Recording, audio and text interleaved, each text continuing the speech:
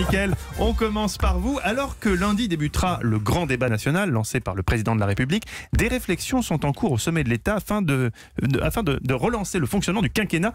Quelles sont les solutions envisagées? Alors, lundi, un déjeuner est prévu entre le président de la République, le président de l'Assemblée nationale et celui du Sénat. Richard Ferrand et Gérard Larcher, figurez-vous, sont d'accord sur l'analyse. Le grand débat national, c'est bien pour entendre les Français, mais la solution pour sortir de la crise ne pourrait être que politique. Les présidents des deux assemblées veulent donc réfléchir ensemble à la manière, je cite, de trouver une réponse pour sortir le président de la République de là, comprendre, le sortir de la crise. Et parmi les pistes envisagées, une coalition gouvernementale entre plusieurs formations sur la base d'un accord de gouvernement. Au sommet des assemblées, on précise, toute la question bien sûr sera que mettre donc dans cette corbeille pour le programme et évidemment, question subsidiaire, qui serait à la tête d'une telle coalition? Plusieurs noms circulent dans les coulisses du pouvoir, dont celui du président LR du Sénat, Gérard Larcher. Mais évidemment, l'intéressé balaye cette éventualité, tout en soulignant quand même que le Sénat est le lieu de la synthèse et des politiques raisonnables. Donc, une cohabitation sans dissolution, c'est le système qui pourrait donc être un des actes politiques nécessaires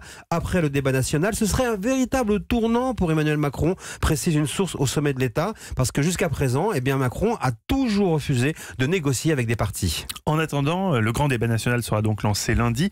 L'épreuve de vérité pour le président de la République. Et oui, la question est cruciale pour le chef de l'État, parce que ce séminaire sur les politiques publiques et le fonctionnement de la démocratie à l'échelle d'un pays se veut à la fois thermomètre et remède pour calmer un pays au bord de la crise de nerfs, comme contre les élites et contre tout ce qui représente un pouvoir, comme le montrent régulièrement les études d'opinion. On le voit, ce pari est audacieux, mais en fait le pouvoir n'a pas le choix. C'est une opération déterminante et la manière dont il va se dérouler ces prochains jours fixera les options pour la suite. L'enjeu, bien sûr, c'est d'amener les gilets jaunes autour de la table, de reprendre un peu d'oxygène. Ce sera nécessaire pour réparer un moteur du quinquennat totalement en panne et la réparation pourrait bien durer toute l'année 2019.